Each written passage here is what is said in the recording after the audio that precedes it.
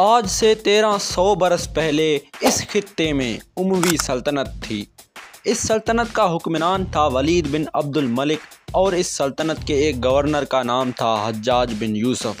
دوستوں، حجاج بن یوسف نے سندھ پر حملے کا حکم کیوں دیا اور وہ سپہ سالار کون تھا جس نے چھوٹی سی عمر میں سندھ کو فتح کیا اور پھر بعد میں اس کا انجام کیا ہوا؟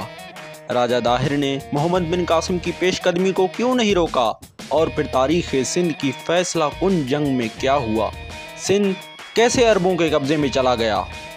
میں ہوں غلام عباس اور آپ دیکھ رہے ہیں H4 ہسٹری میں۔ ہم آپ کو تاریخ سندھ کی پہلی قسط میں یہی سب کچھ دکھا رہے ہیں۔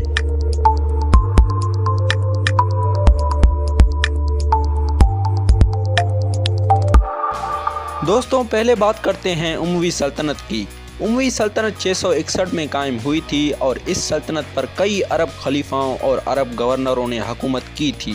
ایسے ہی 705 میں ولید بن عبد الملک اس سلطنت کا نیا خلیفہ بنا اور اس کا ایک گورنر تھا حجاج بن یوسف، جو کہ 692 میں ہی اس سلطنت کا گورنر بنا۔ اب بات کرتے ہیں سلطنت سندھ کی۔ سلطنت سندھ کا حکمران تھا راجہ داہر، جو کہ 663 میں اس سلطنت کا حکمران بنا۔ راجہ داہر نے 45 سال اس سلطنت پر حکومت کی اور اس کے بعد یہ سلطنت عربوں کے قبضے میں چلی گئی۔ ہو سکتا تھا کہ راجہ داہر اپنی سلطنت کو بچاتا، لیکن اس نے ایک تاریخی غلطی کی جو اس کو عربوں کے مقابلے پر لے آئی۔ یہ غلطی کیا تھی؟ ہوا یہ کہ سراندیب کے راجہ نے جزیرہ یواقیت سے 8 کشتیوں کے ذریعے حجاج بن یوسف کے پاس بہت سے ہدیے اور تحفے بھیجے، ساتھ ہی ساتھ ہیرے جوہرات، حبشی غلام، کنیزیں اور دیگر سامان اموی دارالخلافہ کو بھی روانہ کیا۔ کچھ مسلمان عورتیں بھی کعبہ شریف کی زیارت اور دارالخلافہ کو دیکھنے کی غرض سے ان کے ساتھ ہوئیں۔ جب یہ بحری بیڑے ملک قازرون کے قریب پہنچے تو سمندر میں طوفانی ہوائیں چلنے لگی، جس کی وجہ سے بحری جہازوں کا رخ پھیر کر وہ دیبل کے کنارے چلنے لگے۔ یہاں دیبل کے لٹیرے باشندوں نے ان 8 بحری جہازوں کو پکڑ لیا اور ان جہازوں پر سارے لدے ہوئے سامان پر قبضہ کر لیا۔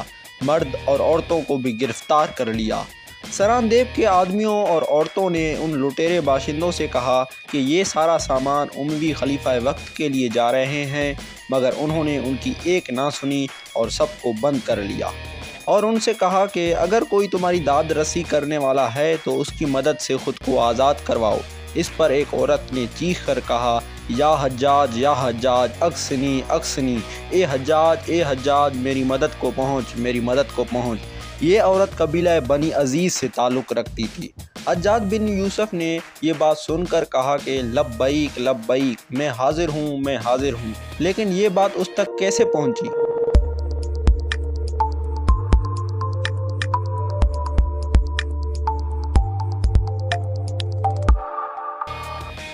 ہوا یہ کہ جب دیبل کے تاجر اموی دارالخلافہ آئے تو ان کے ساتھ وہ لوگ بھی شامل تھے جو اس بحری بیڑے سے بچ نکلے تھے۔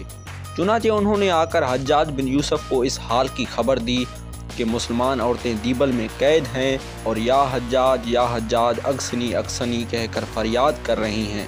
یہ بات سن کر حجاج بن یوسف نے کہا، لبیک لبیک، میں حاضر ہوں۔ یہ بھی روایت ہے کہ جب حجاج بن یوسف کو ان عورتوں کی خبر ملی کہ وہ پکار رہی ہیں کہ اے حجاج ہماری مدد کر، تو اس نے کہا کہ ان عورتوں نے گویا مجھے نیند سے بیدار کیا ہے کہ ظالموں اور بے رحموں کے خلاف ہماری فریاد رسی کر، ہم قید میں پڑے ہیں۔ اس کے بعد حجاج بن یوسف نے راجہ داہر کی طرف ایک قاصد روانہ کیا اور محمد بن ہارون کو بھی ایک خط لکھا کہ کوئی قابل اعتماد آدمی اس قاصد کے ساتھ داہر کے پاس بھیج دے کہ وہ جا کر اس سے کہے کہ مطلب راجہ داہر سے کہے کہ مسلمان عورتوں کو چھوڑ دے اور دارالخلافہ کے تحفے واپس کر دے اور عورتوں کی حالت بھی دریافت کرے۔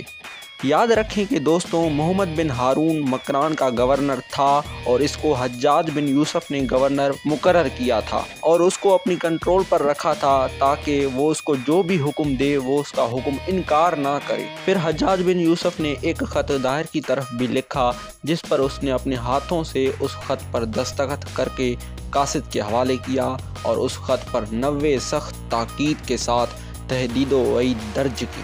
جب یہ خط داہر کو ملا تو اس نے یہ خط پڑھ کے جواب دیا کہ وہ لوگ قزاق ہیں اور ان سے زیادہ کوئی طاقتور نہیں اور یہ ہماری اطاعت بھی نہیں کرتے۔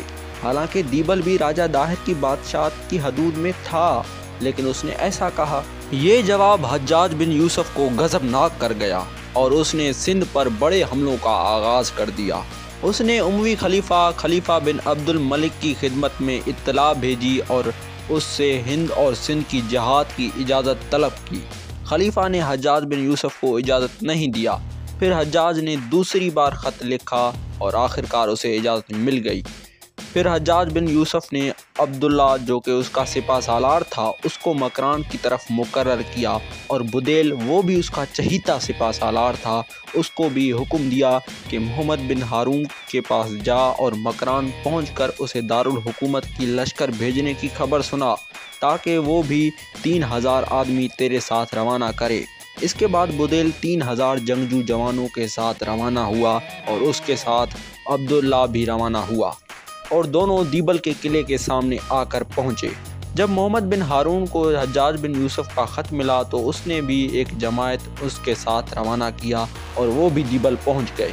جب دیبل کے باشندوں کو اسلامی لشکر کے پہنچنے کا علم ہوا تو انہوں نے اپنا ایک قاصد داہر کے پاس اروڑ روانہ کیا تاکہ اس کو یہ خبر سنا سکے۔ قاصد نے راجہ داہر کے بیٹے جے سینا کو بھی اطلاع دے دی جو کہ اس وقت نیرون کوٹ میں تھا۔ اس کے بعد قاصد نے داہر کو بھی یہ خبر سنا دی۔ جب داہر کو یہ خبر ملی تو اس نے جے سینا کو 4000 نوجوانوں اور اونٹ و ہاتھی کے ساتھ جلد دیبل روانہ کر دیا۔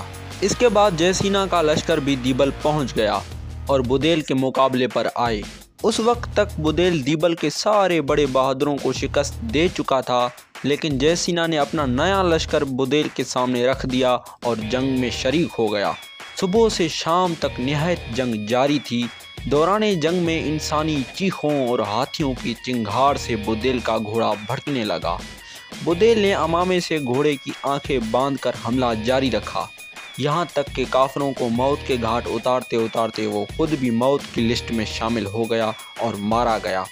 اس کے بعد جنگ ختم ہو گئی، مسلمانوں کو شکست ہو گئی اور جے سینا نے وہاں جلد سے جلد ایک ٹھاکر کو مقرر کر دیا، مطلب دیبل پر گورنر مقرر کر دیا۔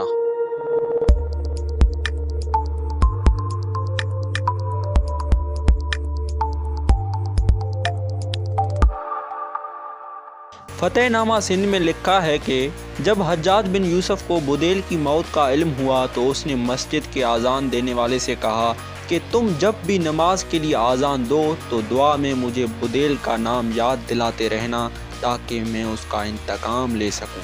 اس کے بعد اس لشکر کا ایک آدمی حجاج بن یوسف کے پاس آیا اور جنگ کا حال بیان کرتے ہوئے بدیل کی بہادری اور اس کی مردانگی کا بھی ذکر کیا۔ اس نے کہا کہ میں اس جنگ میں شریک تھا اور بدیل کی بہادری اور اس کی مردانگی کو دیکھ رہا تھا جو اس نے اس جنگ پر دکھائی تھی۔ اس شخص نے جب بدیل کی بہادری کا ذکر ختم کیا تو حجاج بن یوسف نے اس سے کہا کہ اگر تو بھی بہادر ہوتا تو تو بھی بدیل کے ساتھ قتل ہو جاتا۔ یہ کہہ کر حجاج بن یوسف نے اسے سزا سنانے کا حکم دیا۔ فتح نامہ سندھ میں لکھا ہے کہ جب بدیل قتل ہو گیا تو نیرون کوٹ کے لوگ ڈر گئے کہ عربوں کا لشکر ضرور اس ظلم کا بدلہ لینے کے لیے آئے گا، اور ہم چونکہ ان کے راستے میں ہیں اس وجہ سے وہ اول ہم پر غصہ اتاریں گے اور ہم تباہ و برباد ہو جائیں گے۔ اس وقت نیرون کوٹ کا حاکم سندر نامی ایک شخص تھا۔ اس نے راجہ داہر کو بغیر اطلاع دیے اپنے کچھ قابل اعتماد آدمی حجاج کی خدمت میں بھیج کر امان نامہ طلب کیا اور خود پر خراج مقرر کیا اور وعدہ کیا کہ وہ خراج وقت پر ادا کرتے رہیں گے۔ حجاج نے انہیں امان لکھ دیا اور پختہ وعدوں سے نشکی دی اور کہا کہ ایسا طریقہ اختیار کرو کہ ہمارے قیدی رہا ہوں، ورنہ چین کی حد تک کافروں کو نہیں چھوڑوں گا اور اسلام کی تلوار سے انہیں ذلیل و خوار کروں گا۔ اس کے بعد حجاج بن یوسف کا ایک کمانڈر عامر بن عبداللہ آیا اور اس سے کہنے لگا کہ سندھ کو فتح کرنے کا کام مجھ پر سونپ دو۔ حجاج بن یوسف نے اسے کہا کہ نہیں، میں نے نجومیوں سے ذائچہ بنوایا ہے، انہوں نے کہا ہے کہ سندھ کو صرف ایک ہی شخص فتح کر سکتا ہے اور وہ ہے عماد الدین محمد بن قاسم۔ دوستو، عماد الدین محمد بن قاسم کون تھا और दीबल कैसे फतह हुआ, और वो कौन था जिसने 2 पत्थरों से दीबल की मंदिर के परचम को गिरा कर रख दिया। ये सब हम आपको दिखाएंगे, लेकिन इस मिनी किस्त की अगली एपिसोड में। दोस्तों, आप कमेंट्स पर ज़रूर बताइएगा कि ये एपिसोड हमारी आपको कैसे लगी। वीडियो को लाइक कर दें, चैनल को सब्सक्राइब कर दें। मिलते हैं अगली किस्त में। ओके, अल्लाह हाफिज़।